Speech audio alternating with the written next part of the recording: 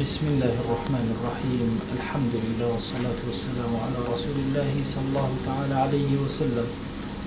ربنا أرنا الحق حقا وارزقنا اتباعه، وأرنا الباطل باطلا وارزقنا اجتنابه. ربنا آتنا في الدنيا حسنة وفي الآخرة حسنة وقنا عذاب النار. برزان خوشويستان دوام لذات باقي پروردگار، دڵمان ئارام و ماڵمان ئارام و وڵات و نیشتیمان و شارمان ئارام کات. خۆی بە خاتی گەورەی خۆت ئارامی بەسەر گۆڕەکانمانە ببارێن. بەڕێزەکانم، ئێمە لە خزمەت کتێبی دا و دەوایی ئیمامی ئیبن القەیمی جەوزی ڕەزا و ڕەحمەتی خوای لێبێ، کە یەکێکە لە کتێبە زۆر نایەبەکان. هەندێک جار بە الجواب الكافي لمن سأل عن الدواء الشافي، و هەندێک جاریش بە ناوی الداء والدواء چاپ کراوە ئەم کتێبە، و وتمان بۆیە ئەو ناوانەشی لێنراوە لەبەرەوەی ابن القەیم ڕەحمەتی خوای لێبێ خۆی ناوی لێ نەناوە. ئێمەش ناومان لێنا بە ئاسایشی ڕۆح و ئەم چەند دەرسەمان لە خزمەتانە دامەزران. باسی ئەومان کرد کە نەخۆشیەکان چەند گەورە بن، چەند کوشندە بن، چەند بە ئازار بن، جەستەیی بن، دڵی بن، ڕۆحی بن، هەر شێوازێ بن، بەبێ دەوا نین. هەموو دائەکان دەوایان هەیە، هەموو ئازارەکان دەوایەکیان هەیە کەوا ساڕێژیان کە و ئارامیان کاتەوە. ڕۆحیش یەکێکە لەو شتانەی پێویستی بە دەرمان هەیە، ئەو نەخۆشیانەی کە هەیەی چارەسەر ئەبێ. وتمان چارەسەرەکان کە ابن القەیم باسی کردووە، چارەسەری یەکەمی باس کرد فەرمووی قورئان. قورئان چارەسەرێکی زۆر گەورەیە. هەر کەس دەست بگرێ بە قورئانەوە ئیلا رب العالمین ڕەحم و بەزەی خۆی بەسەری ئەبارێنە و چارەسەر ئەبێ، مەهماکان دەردەکانی لە هەر شێوازێ بن. دووهەم باسمان کرد کە دوعایەک کە دڵی جوان، کاتی جوان، شوێنی جوان، دوعایەکی جوان، ئەگەر هەموو ئەمانە موافقەی یەکتری بکەن، دوعاکان ئیلا گیرە ئەبن و ئەبنە فریاد ڕەسێکی زۆر گەورە. ئەمڕۆ باسی خاڵێکی تر ئەکەین، شیفایەکی تر، دەوایەکی تر لە دەواکان کە ئەویش ابن القەیم ڕەزا و ڕەحمەتی خوای لێبێ سەرە مۆزوعی تایبەتی بۆ دانەناوە، بەڵام کاتێک کە ئەیخوێنیتەوە کتێبەکە هەستەکەی ئەمە داوای سێهەمە. داوای سێهەم داوایەکی زۆر گرنگە، بریتیە لە کردەوەی ساڵح. هەرچی ئینسان کردەوەی ساڵحێ بکە، سوبحان الله، جۆرێک لە جۆرەکان دەوایەکی زۆر گەورەی تایە. بۆیە ناوی لێنەوە ئیرتیباط الخەیر والشر بالعمل. چاکە و خراپە هەر بە کردەوەی، چاکە و خراپە هەر بە کردەوەی، ڕەبطیان بە یەکترەوە هەیە، پەیوەندیان بە یەکترەوە هەیە، بەسراون بە یەکترەوە. أفرمي وقد رتب الله سبحانه حصول الخيرات في الدنيا والآخرة. دەستکەوتنی هەموو خەیرەکان لە دنیا و ئاخرەتە، و دەستکەوتنی سرور و خۆشیەکان و ئارامبوونەوەی دڵەکان لە کتابی خوایە تەرتیبەکەی وەها دانراوە. کردەوەت هەبێ خوا ئەوانەت ئەداتێن، نەتبێ نابێ. کەوابوو کردەوەی ساڵح تەئسیراتێکی زۆر گەورە ئەکاتە سەر ژیانی ئینسان، نەخۆشیەکان ڕزگار دەکەن. جاری وا هەیە ئازارێکی ڕۆحت هەیە،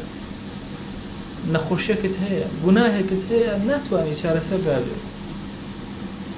زۆر ئیشەکەیت، زۆر دوعاەکەی، زۆر قورئان ئەخوێنی، ئاسایش بۆ ڕۆحت نایە.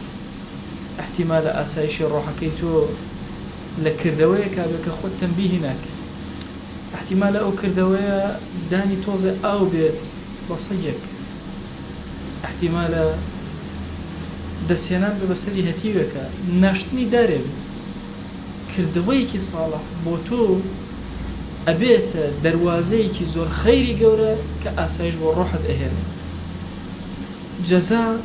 لەگەڵ شەڕتە، تۆ شەڕتەکان جێبەجێکە. ئەمە شتێکمان هەیە عەرەبییە بێتە شەڕت و جەزا.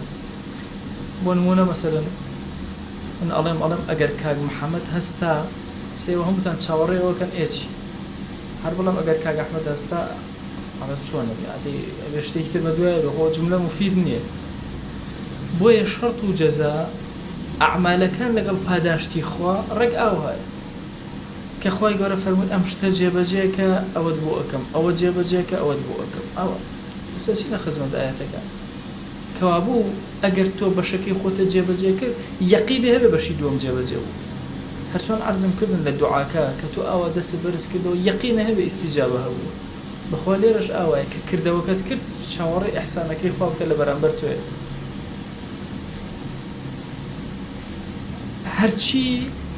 معمولە لەسەر عیلەت مسببە لەسەر سەبەب هەمووی ئەمە تەرتیبە شەرت و جەزاکەیە ئەفەرمێ لە هەزار شوێنە ئیبن قەیم لە قورئانە ئەو شەرت و جەزایە هاتووە وارد هەزار شوێنی قورئان بە ئەنواع ئەسالیب لە قورئانە هاتووە کە تۆ بڕۆ کردەوەی چاکە لە بەرامبەرە پاداش وەرەگری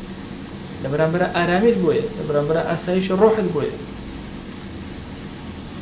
هەندێک جار کە ئەچیتە خزمەت قورئان ئەبینی حکمێکی خەبەری خۆی گەورە ئەیدا بەڵام سەرنجی تۆ ڕائەکێشێ بۆ شتێکی تر ئەفەرمێ فەلەمما عەتەو عەمما نوهوا عنه قلنا لهم كونوا قردة خاسئين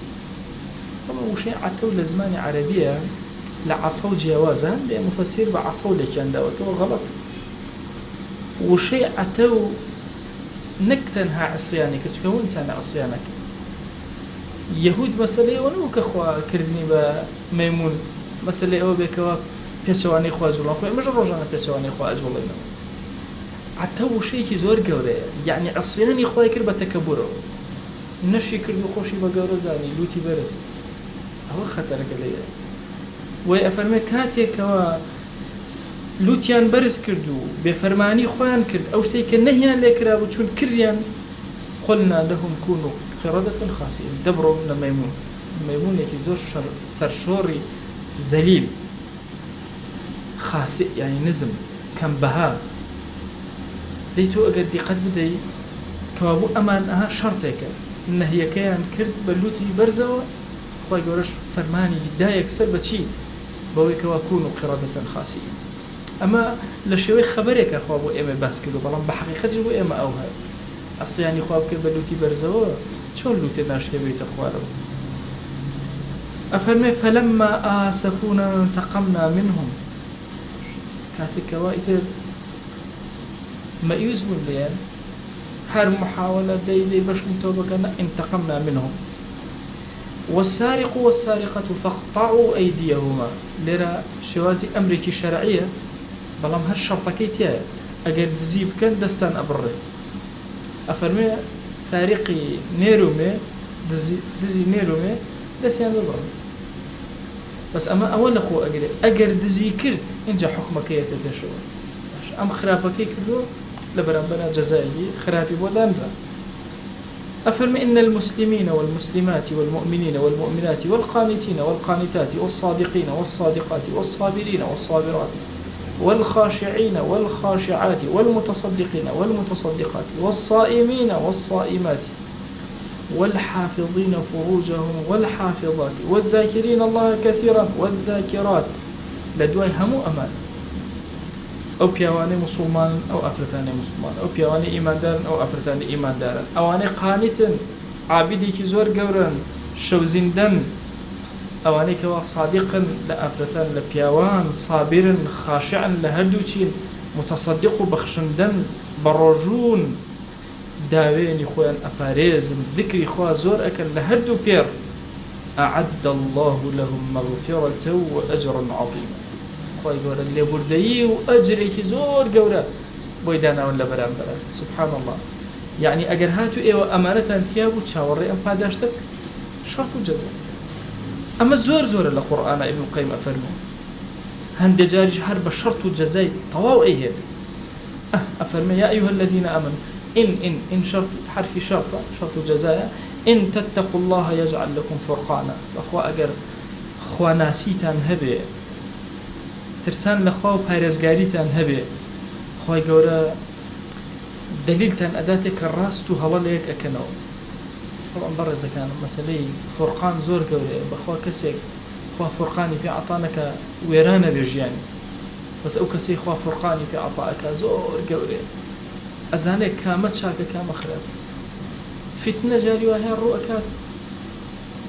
وقتی خوی شیخ بابا رسولی بدنی هبو لعبابیله همو جاره فرمویتی دعا بکن که گناه نبیت مدل من بمرش سپی خو مدس پیکم چونکە بۆ کە فیتنە هات گرنگ نییە کە فیتنە ڕۆژ هەموو کەس زانێت چییە نا ئەو سەرەتای فیتنە کە دێت چەند کەس تێئەکرێت چەند کەس وێرانە بێت بۆیە ئین تتقوا الله ئەو کەسانی کە ڕازگۆن لەگەڵ خوایە یەجعل لەکم فورقانا والله خوا چاویان ڕۆشن نەکاتەوە حەق و باطل لە یەکجیا ئەکەنەوە هەر ئەمەندە ويكفر عنكم سيئاتكم ويكفر عنكم سيئاتكم يعني من أجر تقوى إخوة أم عملي صالح والله عملي ضل التقوى أجر أم عملهم جاب جاكر شيء فرقان مدات شام روشنا كاتب وناسين حق وبطال دو يكفر عنكم سيئاتكم شون كسيك خريكي زرعاته وآوه همو أتوانيك إن جد جوانا كبجير خاكو بهمان شي واسخوي قولا آوه قناها كان أكات الجيرة وهد نيان هيالي هندق له پیاو باشان فرمویانە کە دوعات کرد ناوی گوناهەکەت مەبێ چونکە هەندێک گوناه هەیە خوا لە بیری مەلائیکەشی بردوت مەلائیکانی سەرشانیش لە بیرە نەک کوژامیەتیەوە لە بیری مەلائیکەشی بردوت یکەفر عنکم سەیئاتیکم بەخوا فەرمێ لە ڕۆژی قیامەتە کەسی وایە کە نامەکەی ئەدەنە گوناهێکی زۆر کردووە لێ ئەترسێ هەڕەپەڕە هەڵ ئەداتەوە بەس بە دوای ئەو گوناهە ئەگەڕێ ئەبێت چۆن شەرمەزار سەیرەکە تیایە نییە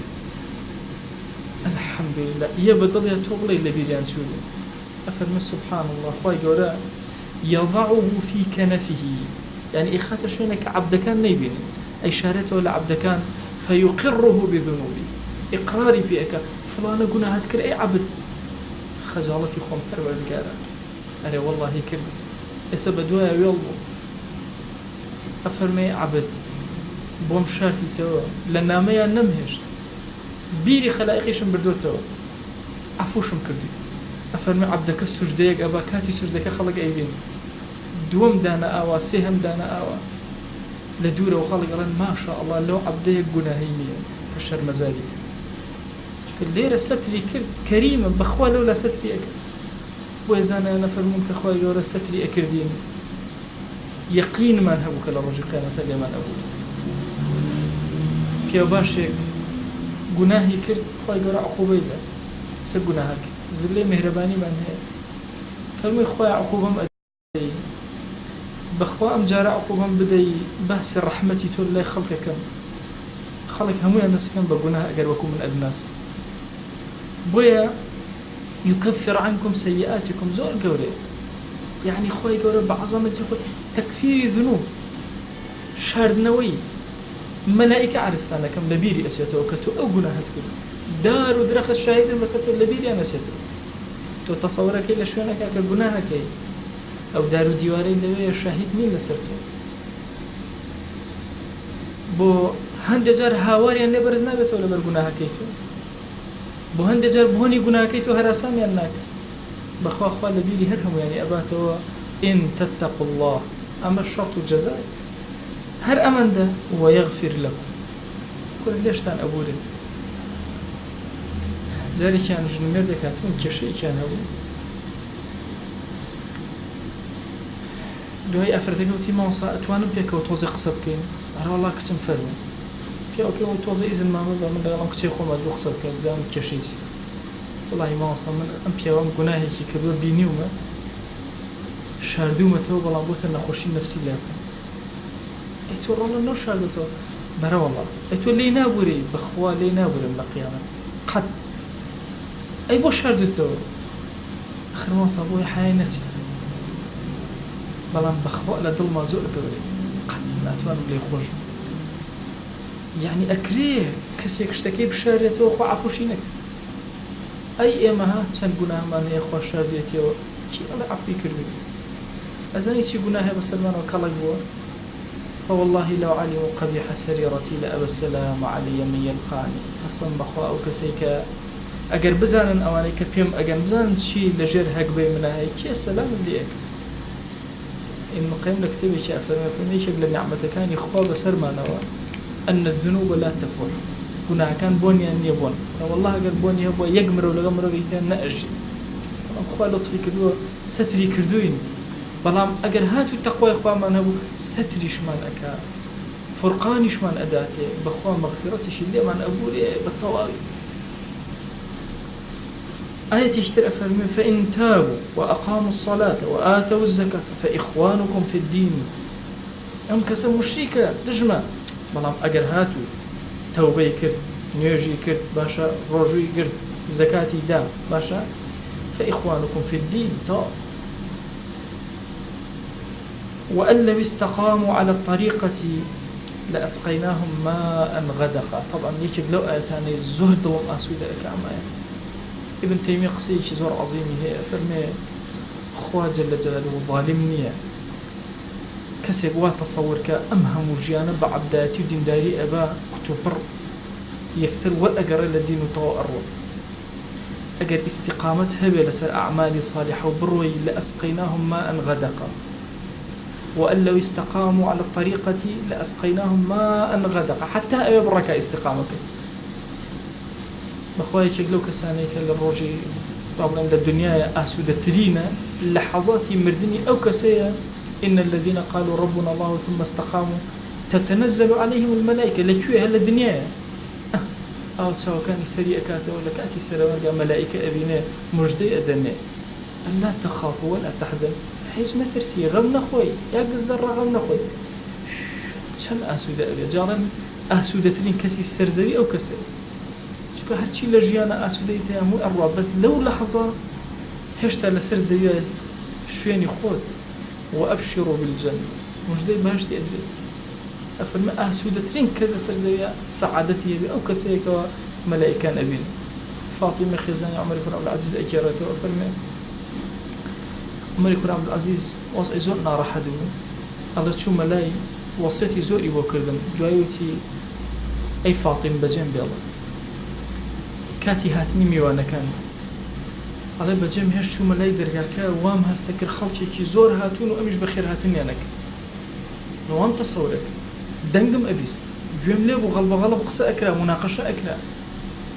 جملة السلام عليكم السلام عليكم عمر بن عبد العزيز أفرمي لك بردنجا كنما مش شرم أكيد درجاكا بكمو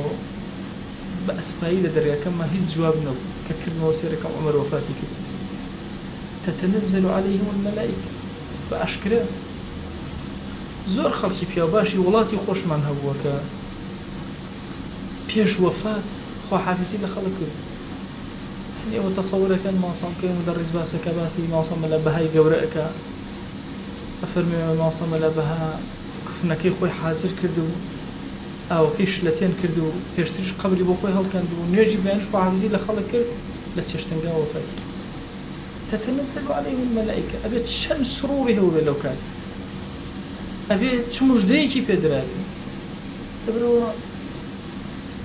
إما لمسألة استقامة زود ضلمان أرامد إيو بردوان باللسر خواناسي بخوا عقيبتها هالباش بخوا لأسقيناهم ماء غدقا بشاي وخوتبي لسر أبي أم استقامة دوامت هذا مهما كان شبولكاني قناه دورة بقرد قتنك يا رجل برمال بربدي يا رجل دزنج بربدي ما سعيد نورسي قصيك زور عظيمي هي خو يقول لي راضي به أفرمي سيري ميش كان ميش شن دائما لنا بيسو بخل لم بيسي هلا سوى بيسي كتير خو الناس شيء لشين كرك بك أبو وسيط بحياتي بنتو أنا بقول لك جوانا وكوهن بنيشته لا بيسايو بلام خوي بو خوي بحياتي بيسي كي بيو أبينو نخير ميشك نابيني بيسو بوخو بو ناصر سعيد نورسي فرمي دقتم أدا سيرم أكر وكو أمتي بيغمبر صلى الله عليه وسلم دزني الجقل الله يستم أكر دس هنا بدا مسايا قولا كانيا مسحي سريا كقاسكاني جوانا شوا بالا كاني باقا كاتو لدواي همو بيسيك دزني الجقل الله أيو كسي كوا إيمان داري مهما كان لنا وقناها بيوكو ميش نكي دزني شفرا مشكل أمتي في غمري خواه صلى الله عليه وسلم زور إقدقنا كان هل ناقري بخويا رنقكي شوازيك خلميش برش رنقكي أواز زور إقدق بيسيا كان هل ناقري بخويا بويا أقر بيتو إنسان بردوان بي لسر خواناسيكي لسر دينداريكي لسر طاعتكي لسر عبدايتكي إلا خواه يقول قريو خيري لي أكاتوا لأسقيناهم ماء غدا أو مش دايكي زور قولي زور كات جنج دين ما وصايم تشيب كين باشا شون زەمانەت چیە بۆ عاقیبەتی ئێمە؟ کە زەمانەت زۆر گەورەیە، بەس تۆ ئیستیقامەت هەبێت، دەوامت هەبێت، ئەوە زەمانەت. چونکە ئەفەرمێ مامۆستا سعیدی نورسی ابن تەیمیە ڕەحمەتی خوای لێ بێ، ئەفەرمێ خوا زاڵم نییە ئیلا رب العالمین دەرگا خێرەکانە بەسەر ئاکاتەوە، وئیلا مادام ئیستیقامەت هەبووە عاقیبەتەکەشە بە دینەوە ئەڕوە، بەبێ ئیستیقامە نابێت. ساڵ دەچێتە ئەو دین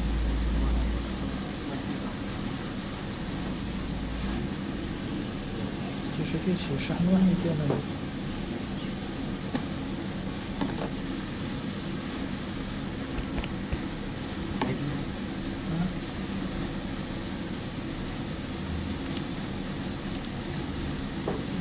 شحنی پێ نەبێت یا پیلەکەی یا پیلەکەی شەحنی نەماوەیەشت دەنگم ئەڕا بۆ ئەو دیوەڕۆ دەنگم هەیدێ باش هەر دەنگمە بڕای گوێمێر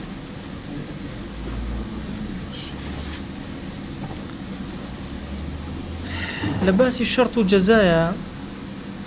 وتمان هەندێک جار وەکو خەبەرێک ئەیهێنێ و شەرت و جەزای لە خۆ گرتووە، هەندێک جار هەر بە سیغەی شەرت و جەزا ئەیهێنێ، هەندێک جاری تر نەخێر بە لامی تعلیل، جۆرێک لە جۆرەکانی لامی تعلیلە بەوە ئەیهێنێ. ئەفەرمێ لیەدەبەڕوا ئایاتیه وەلیەتەذەکەرە ئولو الئەلباب، بۆ ئەوەی ئاەتەکان تەدبیرکەن تێبفکرن، وەلیەتەذەکەرە ئولو الئەلباب، بۆ ئەوەی ئەو کەسانەی خاوەن لب و دڵ و عەقڵن بیرکەنەوە. طبعاً وشەی ذیکر ئەو زۆر کات بیستومانە، یادی خوا بکە. تۆ ئەگەر یادداشتێکی خۆت بنووسی ئەڵێ ذیکرایاتی خۆم نووسی، یعنی ئەو شتانەی کە پێشتر ڕووی داوە و یەتەوە زێنم پێوتێ ذیکرایات. مەسەلەی ذیکرایات کە ئەنەما تۆ خوات بە باشی ناسیوە ئەو کاتەی لە پشتی باوکتە ئادەم دەنگەکەی نییە لەوتی بزانە حەلی ئەگەر کە من هەر بابێن ئەمدی ئەگەر زۆریشم سەڵتەکان بۆ چارەسەر بچێ.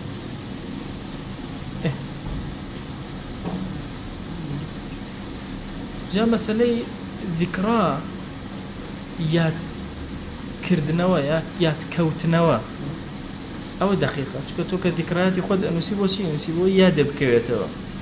بۆی بیبینیتەوە جارێکی تر، بۆی تێبفکریتەوە ڕۆژێتر. بۆیە مەسەلەی ذیکریش سڕێکی لەو سڕانە تایە کە ئەنەما تۆ لە ڕەحمی دایکتا خوات باش ناسیوە، لە یەومی قالوبەلاوە باش ناسیوتە، ئێستا هەر شتەکانی کۆنە بیرت ئەکەوێتەوە لە کاتی ذیکرا. ئەفەرمێ لیتەکونوا شوهەداء عەلى الناس وەیەکونە الرەسوول عەلەیکم شەهیدا، بۆ ئەوەی ئێوە شاهد بن بەسەر خەڵکەوە و پێغەمبەری خوا صلی الله علیه وسلم شاهد بێ بەسەر ئێوە. هەندێک جار بە ئەداتی کەی ئەیهێنێ، ئەویش هەر بۆ تعلیلە، کەی لا یەکونە دوولەتە بەین الئەغنیاء منکم. باسی مەسەلەی زەکاتە واجبێکی زۆر گەورەیە کە هەموو کەسە ئیماندارەکان واجبی ماڵ لەسەر خۆیان لابن. ئێمە دوو جۆر ماڵمان هەیە، ئەموالی خاصە و ئەموالی عامە. یەک چین هەبوون کە زەکاتیان نەداوە لە عومری خۆیانە و چینەکیان پێغەمبەران عەلەیهیمو سەڵات وەسەلام بۆ زەکاتیان نەداوە. پێغەمبەران عەلەیهیمو سەڵات وەسەلام خاوەنی ئەموالی خاصە نەبوون، حتى میراتیان لێ ناگیر. نحن معاشر الأنبياء لا نورث. کاتی خوای گەورە فەرمێ بە ئەم ماڵە کۆ نەبێتەوە لای بڕێک لە بینی ئەغنیا، با جوڵە و حەرەکەی ماڵ هەبێ. یەکێک لە جوڵە و حەرەکانی ماڵ و بازرگانی بریتێ لە زەکات، کە حەرەکەیەکی زۆر بەقوت ئەگەر لە ڕووی اقتصادی و دیراسە بکرێ حەرەکەیەکی زۆر بەقوت زەکات دەخاتە ناو بازاڕەوە. بۆ ئەو کەسێک کە هیچی بەدەسەوە نیە پارە ئەکەوێتە دەست، پارەکەوێتە دەستی جوڵە ئەکەوێتە ناو بازاڕەوە. هەموو ئەمانە شەرت و جەزان. ئەگەر هاتوو زەکات نەدرا یەکون دوولەتە بین الئەغنیاء، لای ئەغنیا و کۆ ئەبێتەوە تەواو خەڵکی فوقەرا پەشێک هەندێک جار بە بای سەبەبیەت ذلك بما قدمت أيديكم ئەمە بەهۆی ئەوەیە کە خستانە پێشەوە بما كنتم تعلمون بما تعملون بما كنتم تكسبون ذلك بأنهم كانوا يكفرون بآيات الله ديان آياتي أولا قرآن أخنيتوك باي سببيتي تيايا أزاني أقر أم كردوانا أما نتيجة كيتي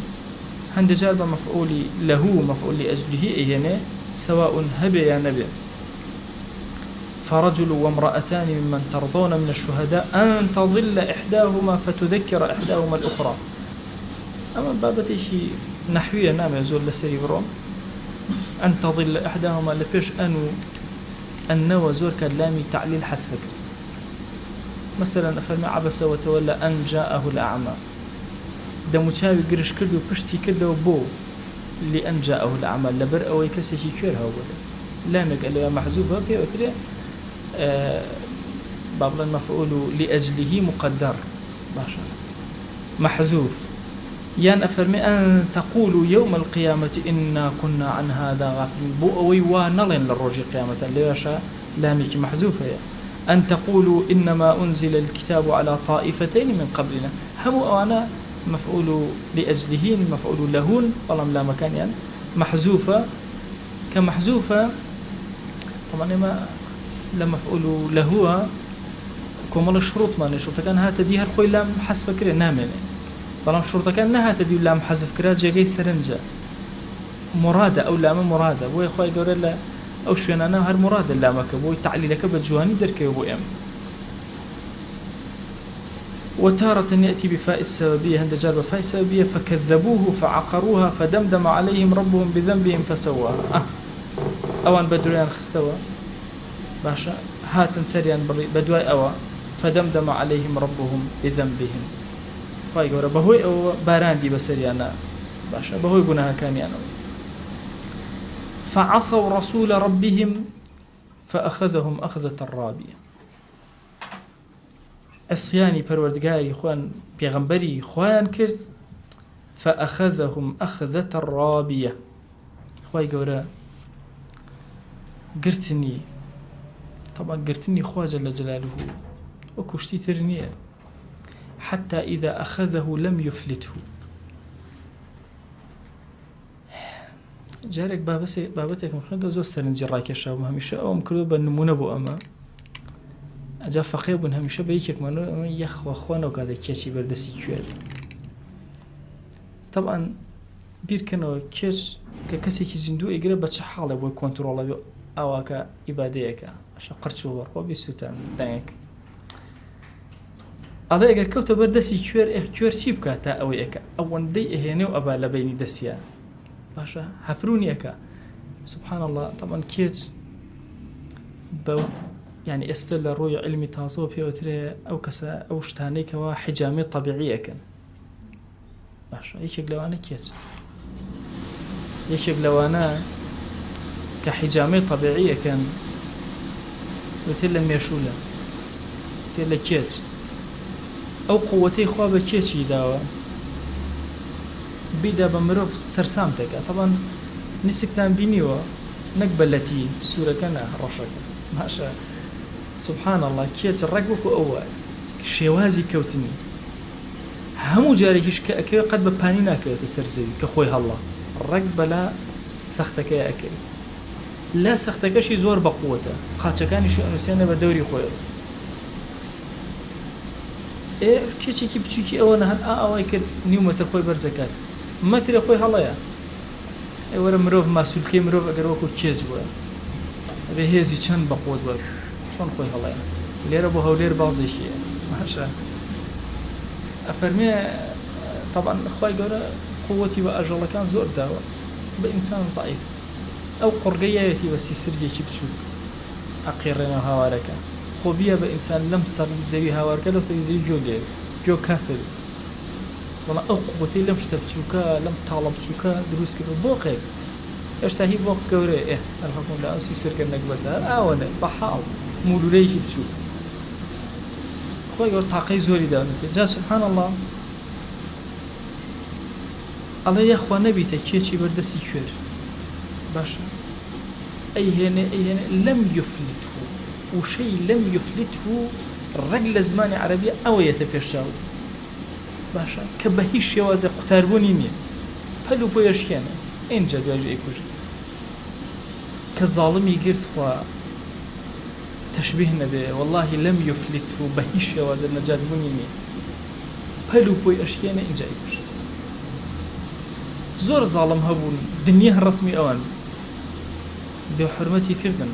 ڕسمەکانی دڕاندن خسە بن پێی خەڵک سووکی کردن لە ناویشی برد وای چەندێتر بە دوایە پەلەمەکە عمر باقی بێ زۆر شتە بین بۆیە مەسەلەی فأخذهم خوا گرتنی والله ئەوێ ئینسان زۆر کە لە دوعاکانە بڵێ خوای گیان هەمیشە بم خەرەژێر عەفوی تۆ قەت پەروەردگارە زەڕەیەک سانیەک چاوتروکانێک نەمگریت چونکە لەم یفلته هیچ مەجالی تری تێیان نامێنێتەوە فكذبوهما فكانوا من المهلكين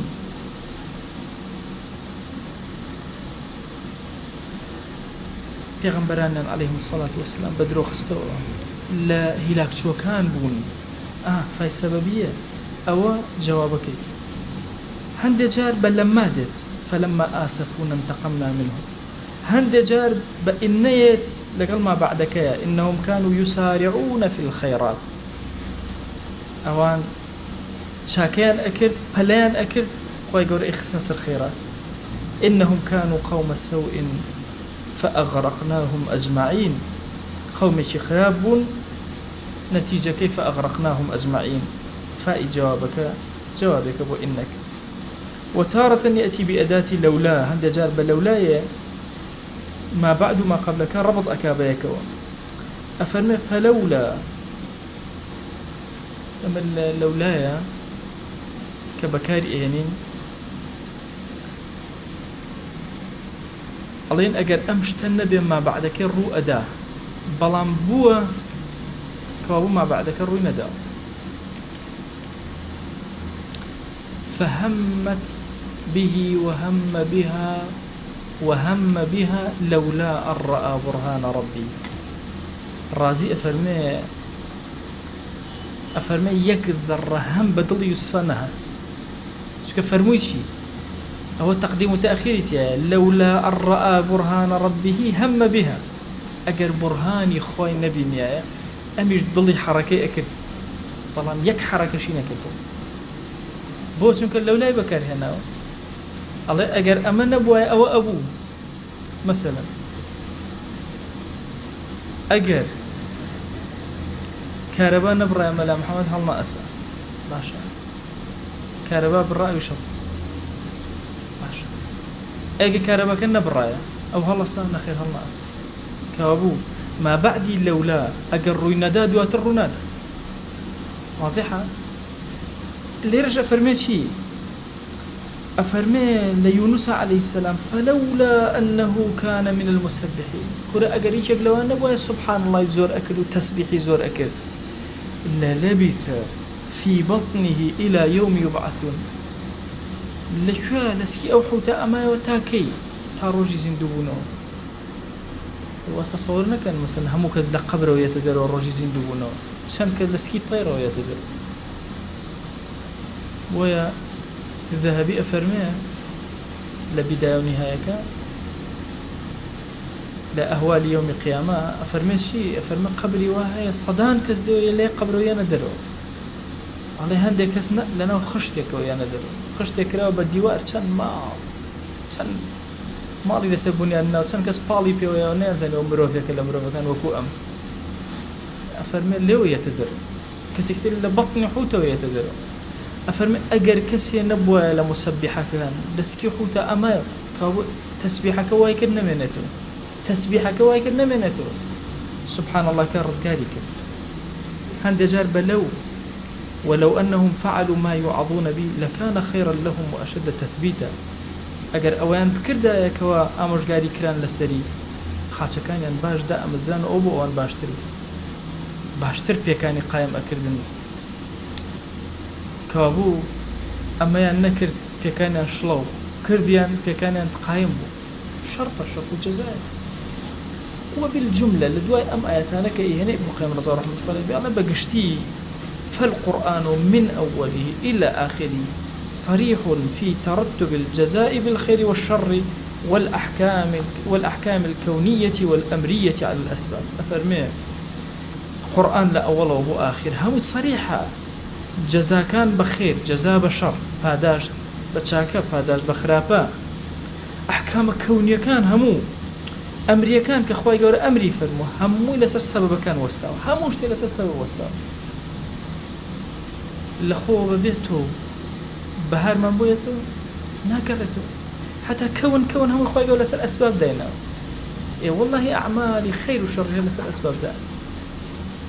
بويا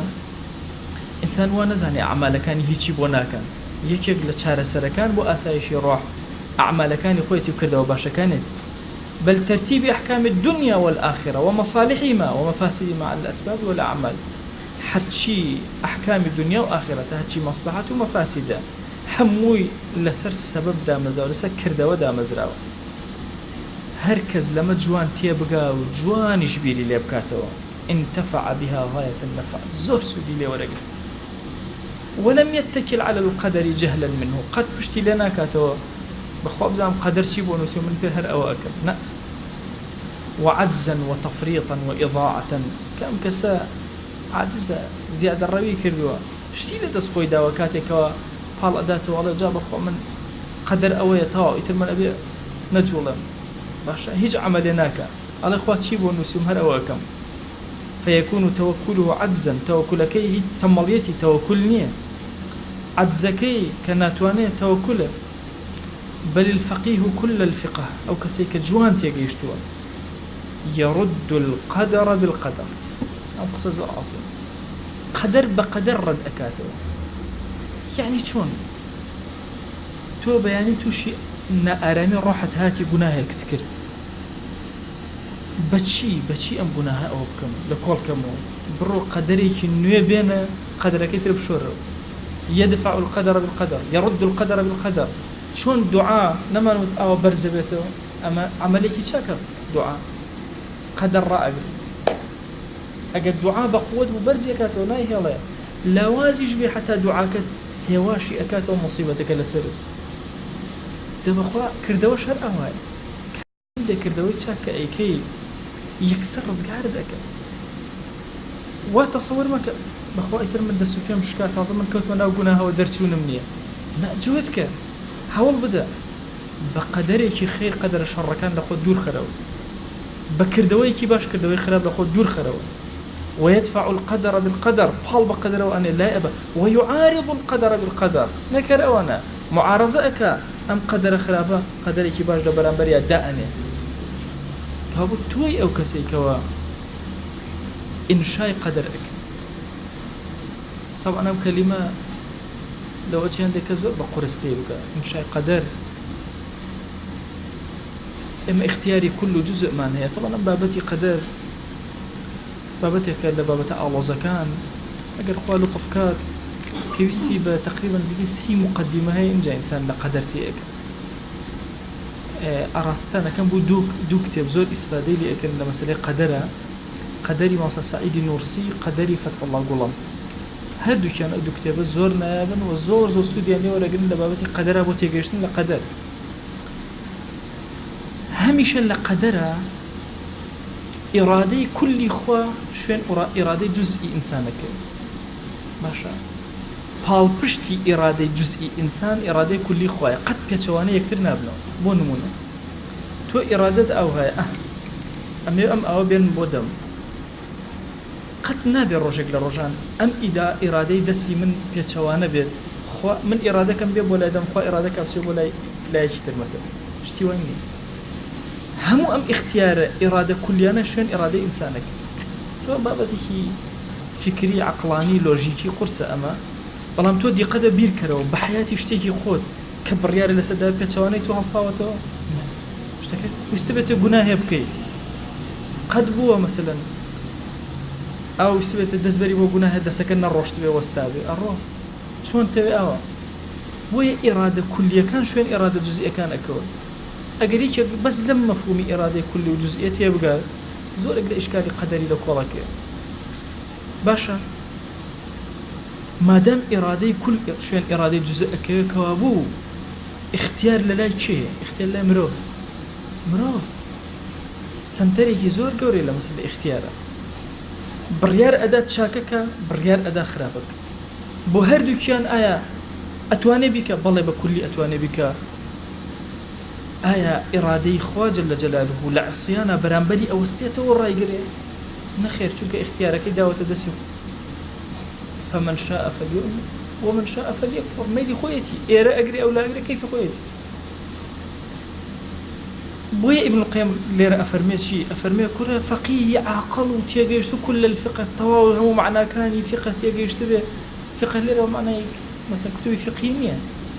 فەقیهی تێگەیشت و لە ئەحکامی شریعەت بە عەقیدەشە کە وەختی خۆی طبعا عەقیدە و فقه یەکشت و پێوتە شریعەتی ئیسلام. ئەگەر کتێبی شریعەتی ئیسلامی مەلعبکەوی مدەرەس بکەنەوە لە ئەوڵەوە باسی عەقیدە دواترەوە باسی فقه هەروە بوو کتێبی کۆنی عولەما. طبعا سێرەکەی فەقیهی تەواو فەقیه لەمە تێئەگا خۆی تەسلیم ناکە. هەر ئاسایشێکی ڕۆحی هەبێ ئەچێ ئاسایشێ لە پەنایەدا ئەوکتی ئارامی ئەکات. بەخوا من هەرچی ئەەکەم ماوەسە چاوی خۆم پێ ناگیرێت چەند خۆ ماوەسە چاوم کوێر ناکەم. ناو وەڵڵا کوێری مەکرد کێوتێتی کوێری ئەی چی بکە؟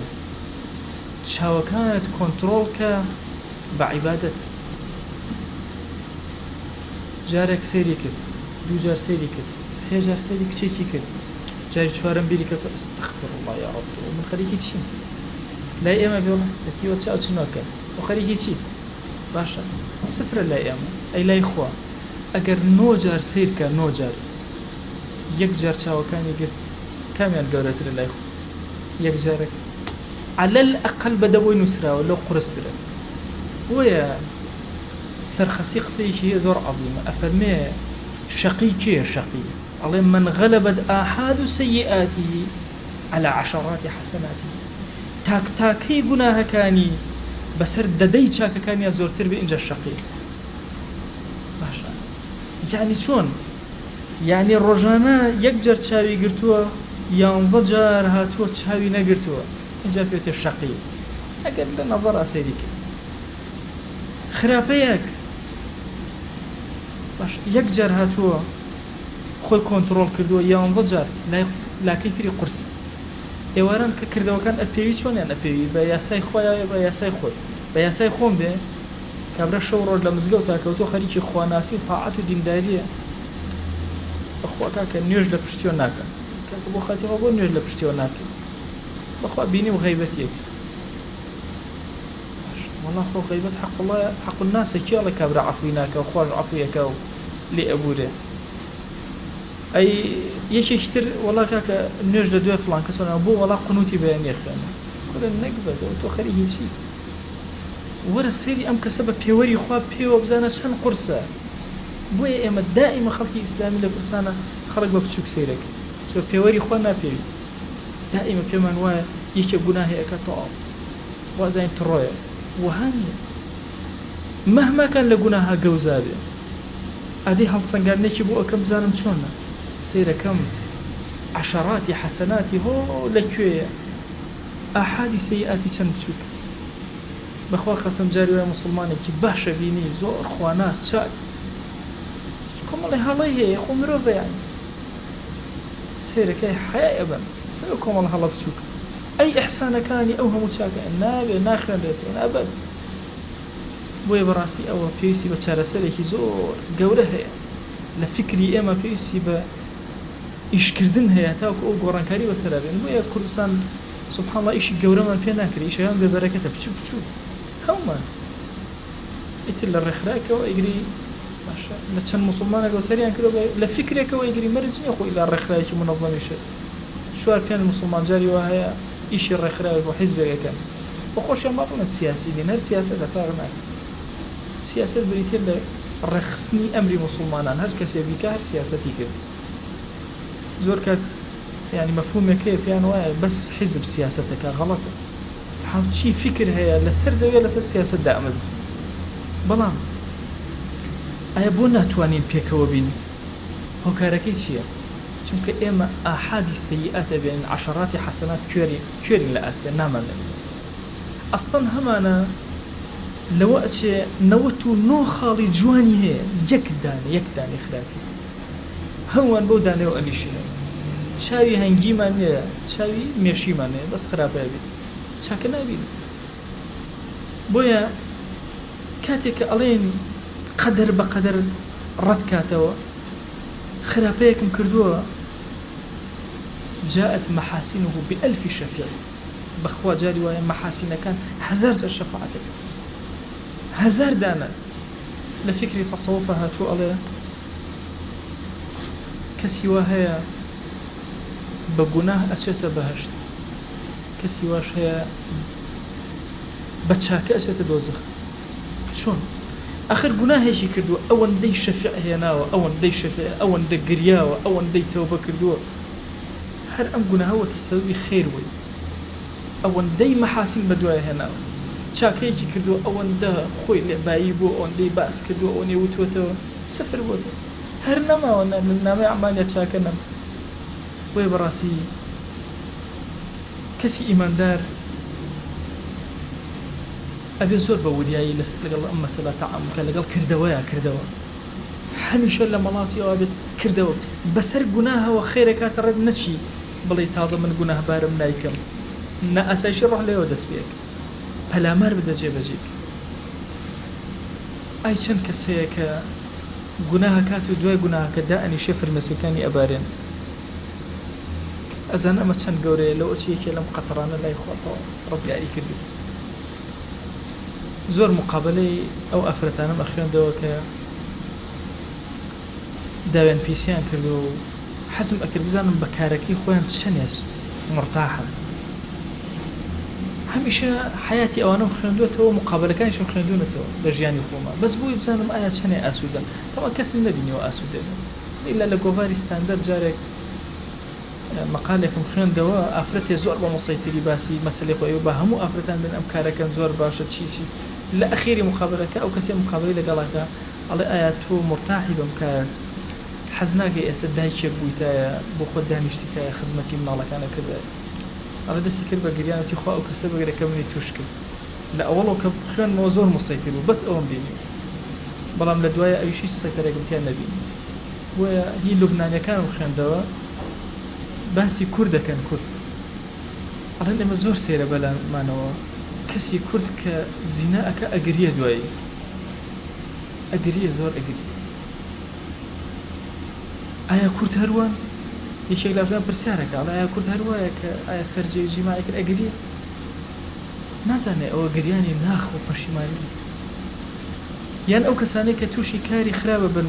هەمیشە زۆر کات ئەوە بووە دوای کەسە نێرینەکە لە ئافرەتەکەی داوە لە دوای ئەوەی کە کارەکە تەواو بوو لێ داوە بۆچی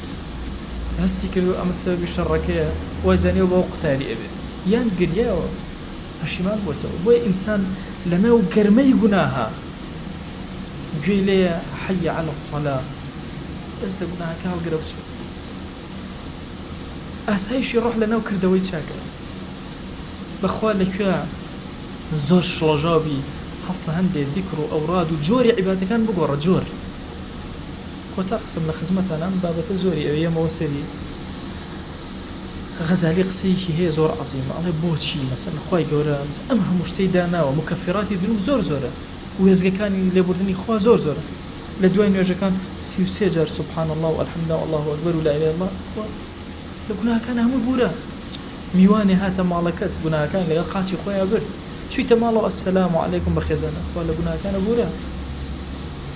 باشە بۆ ئەم هەموو وێزگانە بۆ شەو لە جێگاکەی خۆت هەڵسای لا إله إلا الله وحده لا شريك له له الملك وله الحمد وهو على كل شيء قدير لە هەموو گوناهەکان بورە ئێوارەیە بەیانی سبحان الله وبحمده 100 جار ئەگەر بەقەدەر کەفی سەر دەریاکات گوناهەتە بخوا لێت بورە فەرمی بۆ ئەڵێ کە گوناهت کرد بڕۆ تەنەوعی عیبادەت کە چووکە نازانی ئەم گوناهە لەکوێ خوا لێتە بورە لە کام وێزگەیە ئەفەرمێ هەندێک گوناه هەیە بە شەو نوێژ نەبێ لە کۆڵە ناکەوێت هەنێ گوناه هەیە بە ذکر نەبێ لە کۆڵە ناکەوێت بەخوا هەنێ گوناه هەیە میوان نەیبا لە کۆڵە ناکەوێت بەخوا هەنێ گوناه هەیە ئیلله چاکەکاری لەگەڵ دایک و باوکە ئەبێتە سەوی لە وردەی هەنێ گوناه هەیە و هەنێ چاکە بڕۆ چاکەی زۆر کە گوناهەکەت کرد ئەکەویتەوە سەر سکەی ئاسوودەیی ئارامی ئاسایشی ڕۆح دڵت ئارامە بێتەوە خوای بۆ خاتی گەورەی خۆت داوات لێ ئەکەین بە ناوی جوانت بە صیفەتی بەرزت بە ئیسمی عەظەمەت یا رب العالمین خوایە لە گوناهەکانمان ببوورە و دڵمان ئارام کە یا ربی خوای ئاسایش بۆ ڕۆحەکانمان بۆ دڵەکانمان بۆ جەستەکانمان بنێرە پەروەردگارە سپاردە لای تۆ زایە نابێ ئەی ئیلاهی وا لاشەی خۆمان سەحەتی خۆمان لەشساغیمان ئیمانمان خوایە ڕۆحمان خێزان و ماڵ و مناڵمان ڕەفیق و برادەر و هاوڵمان خوشک و برامان دایک و باوکمان هەموو ئەوەی خۆشمان ئەوێ خۆشی ئەوێن هەومان سپاردەی تۆ کرد یا ئەکرەم الئەکرەمین خوایە بۆ خاتی گەورەی خۆت بەقەدەر چاوتروکانەوەمان دەرە دەستی خۆمان هەناسەیەک مەمان دەرە دەستی خۆمان پەروەردگارە داوای بەزەید لێ ئەەکەین یا ئەکرەم الئەکرەمین بەخوا خوای گیان ئەگەر چی گوناهمان زۆر بێ ئاسمانەکانی تەنی بێ هەمیشە چاوی ئێمە سەیری ڕەحمەتی تۆ ئەکا ئەی ئیلاهی ڕەحمەت بەسەرمانە ببارێنە بەزەی خۆت بەسەر ئەم عەبدە گوناهبارانە ببارێنە خوای گیان داوات لێ ئەکەین لە گوناهی دڵمان ببوورە گوناهی خەتەرەی کردو بە دڵمانە عەفومان کە لە گوناهی چاومان ببوورە لە گوناهی دەستمان ببوورە لە گوناهی زمانمان ببوورە یا ئەکرەم الئەکرەمین لە گوناهی قاچ و دەستمان ببوورە لە گوناهی داوێن و عەورەتمان ببوورە پەروەردگارە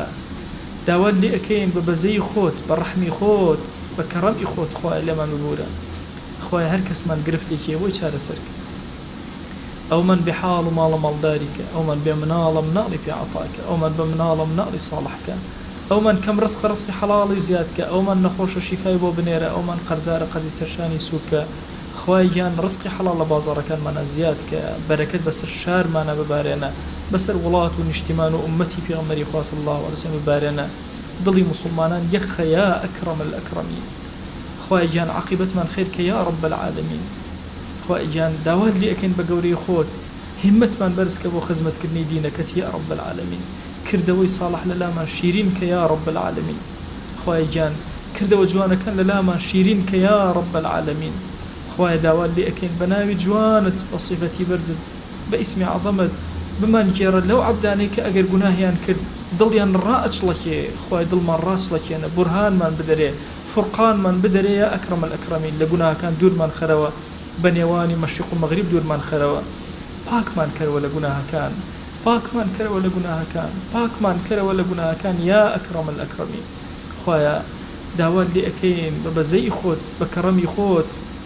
سەلامی ئەم مەجلسەی ئێمە بگەێنە بە پێغەمبەری خوا صلی الله علیه وسلم خوایە ناومان لە خزمەتیا بێنە بمان گێڕە لەو عەبدانەی کە پێغەمبەری خوا صلی الله علیه وسلم دڵی خۆشەوێ پێیان یا ربی خوای گیان داوات لێ ئەکەین بە ناوی جوانت بە صیفەتی بەرزت بە ئیسمی عەظەمت خوای قبولمان کە خوای قبولمان کە ڕەزامەندی خۆت بەسەرمانە ببارێنە پەروەردگارە ئێمە زمانمان کولە لە دوعایە هەر چاکەیە پێغەمبەر گیان صلی الله علیه وسلم داوای لێ کردووی خوای ئێمەش داوات لێ ئەکەین و پێمان عەتاکە هەر خراپەی ئەو خۆشەویستەمان پەنای پێگرتووی خوای ئێمەش پەنات پێگرین و پەنامان بدە خوای پەنامان بدە لە عەسیان خوای پەنامان بدە لە تاوان پەروەردگارە پەنامان بدە لە تەکەبور پەنامان بدە لە ڕیا پەروەردگارە داوات لێ ئەکەین بە گەورەی خۆت پەنامان بدە لە غەفڵەت پەنامان بدە لە شەهوەت یا ربی خوای گیان ئەم دوعانە بم ئێوارە وەختە بۆ تۆ بەرزەکەینەوە تۆ کەریمی دەستی هیچ کەسی ڕەت ناکەیتەوە خوایە دەستی ئەمێ گوناهباریش ڕەت مەکەرەوە خوایە داوات لێ ئەکەین لێمان وەرگرە دوعاکانمان قبول کە دەرسەکانمان وەرگرە بەزەی بەسەرمانە ببارێن قبولمان کە یا رب العالمین خوایە قبولمان کە یا ئەکرەم الئەکرەمین خوایە قبولمان کە یا رب العالمین آمين آمين والحمد لله رب العالمين وصلى الله على سيدنا محمد وعلى آله وصحبه وسلم تسليما كثيرا أبدا إلى يوم الدين.